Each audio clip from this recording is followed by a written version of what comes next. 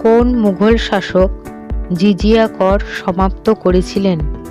ক. বলবন, খ. ঔরঙ্গজেব, গ. আকবর, ঘ. জাহাঙ্গীর।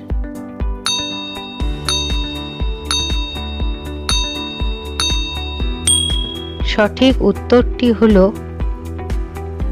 আকবর।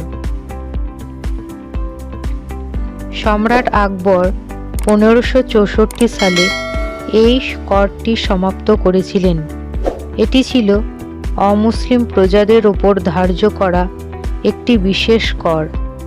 তার এই পদক্ষেপ তার ধর্মীয় সহনশীলতা ও সাম্রাজ্যের সকল ধর্মাবলম্বীদের মধ্যে ঐক্য প্রতিষ্ঠার নীতির একটি গুরুত্বপূর্ণ অংশ ছিল। যদিও পরবর্তীকালে ঔরঙ্গজেব পুনরায় চালু করেন।